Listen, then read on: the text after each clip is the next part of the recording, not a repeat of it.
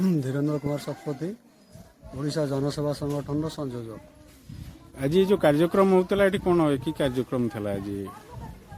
आज पवित्र मकर संक्रांति उपलक्षे केन्द्रापड़ा जिलार सखीबट ठारे ओडिशा जनसेवा संगठन समस्त भाई भौणी मैंने एठार सफाई कार्यक्रम करा एवं मंदिर जो माने परिचालना कमिटी अच्छा से आमको बहुत सहयोग करते सहित अन्यर जो मैंने आसी दर्शक जो मैंने आसी से माने भी आमको बहुत सहयोग करते जहा यह एक पवित्र स्थान एवं गोटे टूरिज्म प्लेस ओडिशा रे सखीबट कहले बहुत लोग जानते एठिकी लोक मैंने बहुत विवाह कार्य करने को आसती एवं पिकनिक करने को आसती यह गोटे पर्यटन स्थली रे नामित करा जायछि जहाँ एठा को आसी गोटे सफाई कार्यक्रम करी आज पवित्र मकर संक्रांति एवं पोंगल यात्रा उपलक्षे करके बहुत शांति लगिला। नमस्कार मो जिली दास ओडिशा जनसेवा संगठन जड़े कार्यकारिणी। एठी जो कार्यक्रम चलता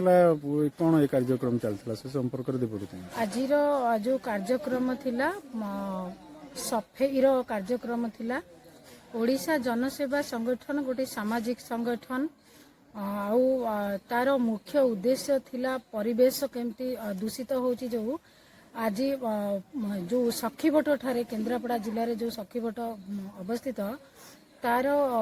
सफा करिया पाएंगे मठ को सफा करिया पाएंगे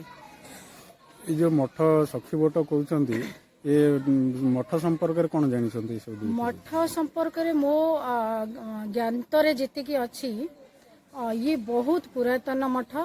आउ जिते बेले जगन्नाथ महाप्रभु आसीथिले प्रथम सखीबट को आसीथिले आउ मालिकार मध्य उल्लेख अच्छी आपण देखिए सखीबट विषय रे उल्लेख अच्छी आउ एठी जो बट वृक्ष मान अच्छी सी ता विषय मध्य उल्लेख अच्छी आउ एठी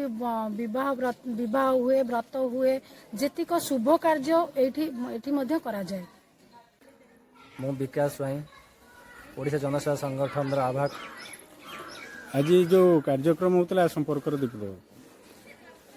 आज मकर संक्रांति उपलक्षे आम सखीबट ठारे सफाई कार्य करूँ एमती आम 2023 यहाँ प्रथम सफाई सखीबटे आम आगु को